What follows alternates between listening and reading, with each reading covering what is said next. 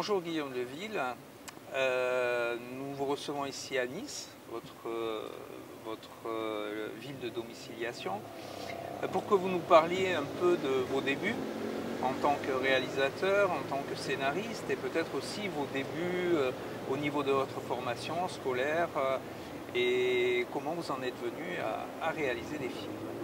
Alors le début, on pourrait remonter à ma naissance, mais non, peut-être pas si loin, mais vers 7 ans, je me souviens que je me suis caché pour regarder en même temps que ma mère un film de Pagnol qui s'appelait La femme du boulanger.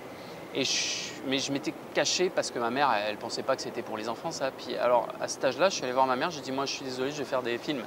Elle a dit hein, quoi, bon. Et après j'ai volé le caméscope de mon, enfin volé, voilà. J'ai emprunté, volé, ouais, le caméscope de mon père et j'ai commencé à faire des films. Alors le premier, c'était par exemple avec un hamster, parce que j'avais un hamster russe à l'époque. Et le hamster, il a joué dans mon premier film, voilà, quand j'avais 8 ans, un truc comme ça. C'était l'histoire d'un hamster qui allait sauver le monde parce qu'il y avait un aspirateur mutant qui allait casser toute la planète Terre. Donc ça, c'est vraiment les débuts. Je pense qu'on a tous, nous, dans le cinéma, ce genre de début-là, c'est-à-dire que il y a le petit déclic, quoi, de quand on est petit. À partir de là, je voulais plus entendre parler d'autre chose que du cinéma. À tort ou à raison, parce que j'ai peut-être fait des films qui sont moins bons que d'autres. Bon. Mais évidemment, après, il y a eu les études. Oui, je suis diplômé de la FEMIS, par exemple. Ça s'est fait par la suite. Mais je crois que le vrai début, c'est ça. Le vrai début, c'est le déclic de quand on est petit.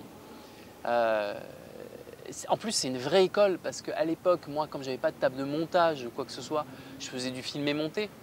Aujourd'hui, moi, j'aurais envie, si je vois des étudiants et tout, d'ailleurs, je leur dis parfois, à ceux que j'ai parfois, c'est que ça, c'est une vraie école. On a un caméscope et on doit faire du filmé monté. Pas le droit au montage, et non, il faut que ce soit dans la tête.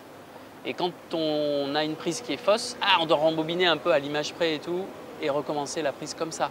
Donc ça veut dire qu'il y a le moins de prises possible et tout. Ça, c'est une vraie école. Je voudrais que tous les jeunes y fassent du filmé monté pour l'exercice. Et les premiers films, alors que vous en avez fait une quinzaine en réalisation à peu près, une vingtaine en scénario. À peu près. À peu près. Les premiers films, ça s'est passé, bon, j'imagine en premier à la FEMIS en tant qu'étudiant, mais les premiers films vraiment en tant que personne indépendante, on va dire. Ouais. Bon, la FEMIS c'était plus tard, mais les petits films que j'ai fait quand j'étais amateur, c'est-à-dire quand j'étais étudiant, tout ça, est-ce qu'ils comptent ou est-ce qu'ils comptent pas? Ils comptent pour moi, mais c'était complètement amateur. C'était voilà, je partais avec ma caméra, je faisais des films avec les amis, avec mon oncle, voilà, avec ma mère qui à un moment donné, elle n'arrivait pas à garder son sérieux alors qu'elle était morte. Alors comment on fait? Donc ça c'était le début de l'amateurisme et mon premier film que moi j'estime que c'est mon premier film professionnel, c'est quand j'ai eu une production et que cette production, d'un seul coup on n'est plus tout seul et la production devient un partenaire très très important qui nous permet de nous remettre en question. Parce que tant qu'on ne peut pas se remettre en question, pour moi on est amateur. Et le jour où on se remet en question, grâce entre autres avec les partenaires de production, on fait le film pas que pour soi, pas que pour la famille, on fait le film pour tout le monde et pour que, sans avoir de censure, hein, c'est pas ça, c'est que du jour au lendemain, on doit se remettre en question parce qu'on sait qu'on livre quelque chose pour que notre message passe à tout le monde et pas que à soi. Ce jour-là, c'était OT, c'était un film en 2010, je crois. 2010, alors j'étais très jeune et tout, mais c'est la première fois qu'un producteur m'a dit « Attends, ça si tu fais ça comme ça, mon gars, les gens ils vont penser telle chose, est-ce que c'est ce que tu veux dire? Ah non, peut-être pas. » Et donc, réécriture du scénario, découverte de la réécriture du scénario. Avant, quand on est tout seul, qu'on est amateur, on écrit le scénario pour soi, il y a une seule version et puis c'est terminé, on tourne, quoi. Quand on devient professionnel, on écrit 10 versions. Parfois, aujourd'hui, et d'ailleurs, c'est peut-être un peu trop, mais ça, c'est un autre débat. Parfois, je vais jusqu'à 50 versions, moi, sur les scénarios aujourd'hui en tant que professionnel. Parce qu'on prend en compte beaucoup de choses et on veut que le scénario soit la petite pépite, quoi, et que ce soit le plus parfait possible.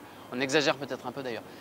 Mais c'est ça, le passage au professionnalisme, c'est « Ah tiens, on se remet en question ». Alors, sur toute la filmographie que vous avez réalisée ou écrite, pour vous, quel a été le projet le plus abouti ou que vous avez été le plus satisfait? Comme on n'est jamais satisfait à 100%, hélas, ça c'est le problème de ce métier où on a toujours envie de faire le film d'après, etc. Mais en fait, quand même, en termes de réalisation, j'aime bien courir toute nue dans l'univers parce que c'est une comédie. Bon, c'est une comédie courte, hein, ça dure 18 minutes, mais faire de la comédie, c'est compliqué. C'est un travail d'orfèvre, il faut faire très attention à toutes les répliques, il faut que ça s'enchaîne, tout ça. Puis quand on a l'ambition de parfois faire un plan séquence et tout ça, en comédie, c'est compliqué, quoi. Mais j'ai été accompagné par des sublimes comédiens et donc j'ai été heureux de faire ce film et je pense que c'est celui-là qui est le plus abouti pour l'instant. Voilà. En termes d'écriture, déjà je fais souvent de la coécriture avec les réalisateurs, donc on a 2 cerveaux au lieu d'un. Alors est-ce que c'est mieux ou pas, je ne sais pas, mais l'exercice est fascinant. J'adore ça, la coécriture. Et je pense qu'évidemment celui qui a été le plus abouti c'est La Valise Rouge parce que c'est celui qui est allé aux Oscars, tout ça. Et on a vraiment puisé jusqu'au fond de nous-mêmes là, sur ce projet-là, sur cette écriture, sur ce scénario, on est allé jusqu'au bout là quand même. Après, il y a toujours mieux. Alors, est-ce que les prochains seront meilleurs? Est-ce qu'ils seront moins bons? On verra bien. Mais c'est ça. Comment ça se passe une sélection aux Oscars? Comment, pas la procédure, mais une fois que... Alors oui, comment on fait à être sélectionné, mais aussi, une fois qu'on est sélectionné, comment ça se passe, le déroulement de la chose? Oui, alors La Valise Rouge, qu'on a coécrit avec le réalisateur Cyrus Nejvad, c'est un film qui a été nommé aux Oscars. Alors, c'est pas rien, parce que au départ, tout le monde est à égalité et on va dans les festivals. Les Américains, ils sont très pragmatiques. Ils disent qu'il y a à peu près 90 festivals dans le monde qui sont des festivals de haute catégorie et qui, si on a un grand prix, un des prix les plus... Voilà, on va être sur une liste des 90 films qui sont, on va dire, présélectionnés aux Oscars. Voilà, alors, et là, il y a des votants qui interviennent et on se retrouve ou pas sur la liste des 15. Alors déjà, si on est sur la liste des 15 courts-métrages pour les Oscars, déjà, ça se met sur un CV, c'est assez important. Déjà, on est très, très content. Mais après, il y a l'Académie des Oscars qui vote de nouveau pour savoir quels sont ceux qui seront parmi les 5, c'est-à-dire les nommés aux Oscars. On a eu la chance d'être parmi ces 5 avec La Valise Rouge. Et à partir de là, alors, ça devient un combat, c'est la guerre. Parce que il faut se battre tous les jours, c'est la guerre vraiment, hein. Il faut se battre tous les jours pour faire campagne pour les Oscars. Parce que si on ne fait pas campagne, on n'a aucun résultat. Hein, je veux dire, il faut que la campagne soit la plus efficace pour avoir l'Oscar. En l'occurrence, d'après ce qui se dit, on a fini 2e, donc ça veut dire qu'on n'a pas eu l'Oscar. Ça, je le sais, hein, parce que j'y étais. On n'a pas eu l'Oscar. Bon, ben tant pis, on est dégoûté. Donc ça veut dire que notre campagne, peut-être, n'était pas la meilleure. Alors la campagne, ça veut dire qu'on va à Los Angeles.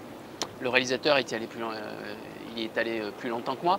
Mais avec la comédienne principale du film, on y est allé pendant 3 semaines là-bas, 15 jours, 3 semaines à Los Angeles, avec quelques interviews de temps en temps. Et puis il faut être là quand il y a des projections, histoire d'expliquer aux gens que notre film il est quand même pas mal.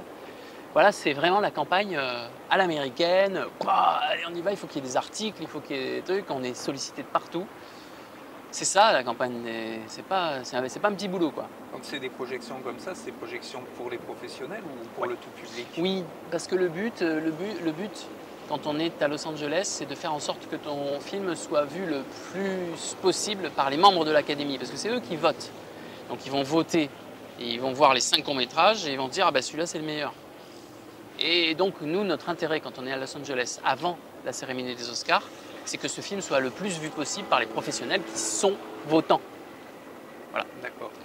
Et c'est formidable. On est même allé, juste pour le plaisir, à une projection de public, parce que le film, il est diffusé dans plusieurs cinémas pour le public à Los Angeles, juste avant la cérémonie des Oscars, pour voir un petit peu ce qu'ils en pensaient. Nous, on s'est déplacés quand même pour ça. Et le public est super content, il dit « Ah, c'est formidable ». Les Américains, ce que j'aime bien, moi, c'est bon, d'accord, c'est la grosse machine, c'est la guerre, c'est la campagne à l'américaine, il y a beaucoup d'argent, il y a beaucoup d'énergie de partout. Mais ce que j'aime bien avec eux, c'est qu'au moins, ils ont pas perdu cette joie de voir des films et de faire passer leurs sentiments. Voilà, c'est des gens qui parlent, quoi, c'est des gens qui échangent, voilà, c'est ça qui est bien quand même à Los Angeles. Hein. D'accord. Comment tu vois l'évolution justement alors, du cinéma et de la télévision dans l'avenir? Ouais.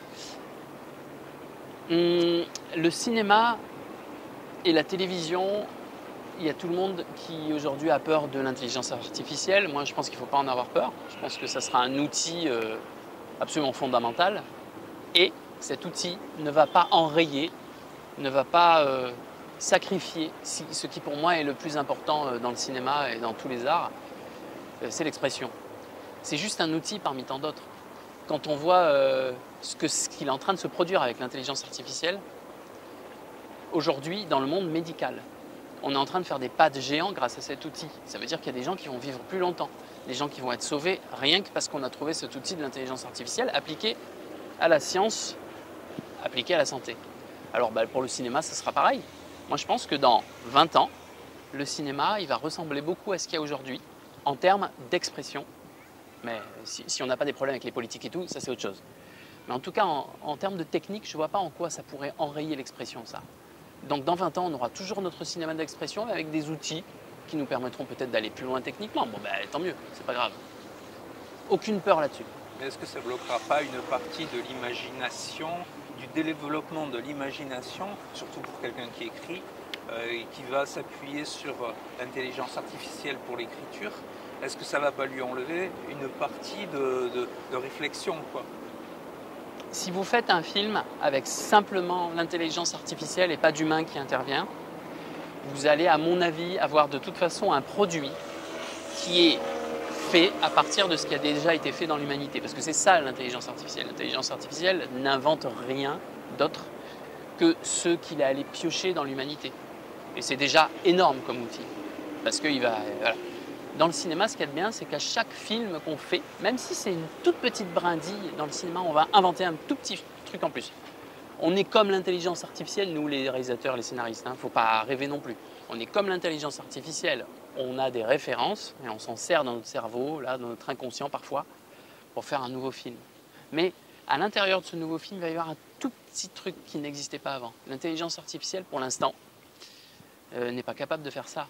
Alors, puisque l'intelligence artificielle n'est pas capable de faire ça, ça reste un outil. Alors, servons-nous de cet outil. Mais il ne faut pas que cette intelligence artificielle soit autre chose qu'un outil. Parce que le jour où l'intelligence artificielle fait un film à part entière en disant voilà, c'est un film fait par l'intelligence artificielle, moi je ne vois pas quel est l'intérêt parce que c'est une redite de toute façon de ce qui a été fait avant. Alors on va être fasciné, on va dire ah oui, ah tiens, regarde, c'est le premier film complètement fait par l'intelligence artificielle. Ben oui, bien sûr, il y en a déjà qui sont partis là-dessus. Est-ce que c'est intéressant? Mais non, ce qui est intéressant, c'est de faire mieux. Alors, est-ce que vous pouvez nous parler de votre prochaine réalisation?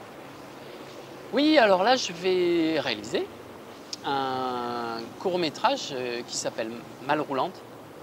Et ça, c'est un projet qui me tient à cœur parce que pour une fois, je ne suis pas complètement centré sur moi-même, un peu, parce que les réalisateurs, on va arrêter de mentir, on est très très centré sur nous-mêmes parce que c'est normal, c'est un de nos outils. On se sert de nous-mêmes pour faire des films d'après. Mais là, le sujet, c'est le handicap moteur. Et j'ai l'impression qu'avec ce scénario-là, qui est une comédie, donc c'est un défi, avec ce scénario-là, on va aller un petit peu dans quelque chose qui peut servir à la société, modestement évidemment, parce que c'est toujours pareil, à notre petite échelle, pour mettre en avant ces personnes qui sont en situation de handicap moteur et qui sont très souvent invisibilisées quand même. On parle beaucoup des femmes en ce moment, on parle beaucoup des minorités, que ce soit religieuses, de couleur de peau, etc. Et ça c'est très bien qu'on parle de tous ces gens-là, mais il ne faut pas oublier les gens qui sont en situation de handicap, quel que soit le handicap d'ailleurs, handicap invisible aussi, handicap moteur, etc. Ce film parle de ça, alors j'en suis fier et j'espère que ça va marcher en face du public. Le mot pour la fin, savoir, vous êtes un fidèle depuis quelques années du Festival du film fantastique de Menton. Qu'est-ce que vous en pensez et comment vous le voyez évoluer lui aussi?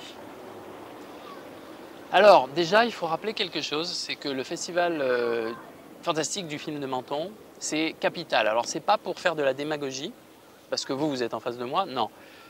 Le Festival fantastique de Menton, comme d'autres festivals aussi à échelle humaine, j'ai envie de dire, ben c'est fondamental. Parce que sinon, nous les professionnels, on ne peut pas se rencontrer et converger vers les projets d'après. Parce que moi, je ne suis pas quelqu'un qui est hyper connu à 200%, genre on va me téléphoner, ah tiens, tu viens faire Les Villes, s'il te plaît, le dernier film avec Kate Blanchett, parce qu'elle est prête là, elle veut faire le film et tout, c'est l'adaptation d'un jeu vidéo. Non, moi on ne m'appelle pas comme ça. Moi, il faut que je réfléchisse au projet d'après. Et pour ça, il faut que je rencontre des gens. Donc le Festival Fantastique de Menton sert à ça. D'ailleurs, je tiens à préciser à quel point j'ai raison. J'adore avoir raison, mais là j'ai même les preuves. C'est que j'ai fait tourner un comédien que j'ai rencontré au Festival Fantastique de Menton dans un clip. Et j'ai coécrit le dernier court-métrage qui n'est pas encore tourné de Sabine Cressant parce que je l'ai rencontré au Festival de Menton. D'accord. C'est un Donc, scoop, je ne savais pas. Ah ben voilà, maintenant tu sais, maintenant vous savez. Ben c'est ça. C'est-à-dire que comment on fait nous si on ne se déplace pas dans les festivals comme ça pour se rencontrer. En plus, franchement, ce court-métrage, c'est pas encore réalisé et tout, mais le court-métrage que j'ai écrit avec Sabine, j'en suis très fier parce que ça vient de l'âme. Vraiment, on s'est battu pour terminer ce court-métrage qui sera normalement produit par Thierry Affalou, qui lui aussi était au Festival Menton. Moi, je le connaissais d'avant, mais il était quand même au Festival Menton. Donc, même si je le connaissais d'avant, eh ben, on se revoit à l'occasion de ça. Donc, on a planté une graine dans un autre festival, à Cannes par exemple, et l'arbre continue à pousser parce qu'on se revoit à un autre festival.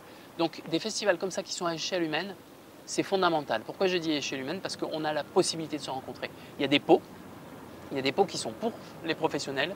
Au Festival de Menton, il y a ces pots pour professionnels qui sont fondamentaux. S'il n'y a pas l'apéro au Festival de Menton, comment on fait? C'est vrai. Bon, ben, merci Guillaume. Et Avec puis plaisir. à très bientôt au prochain festival. Allez, j'y serai. Je serai à l'apéro.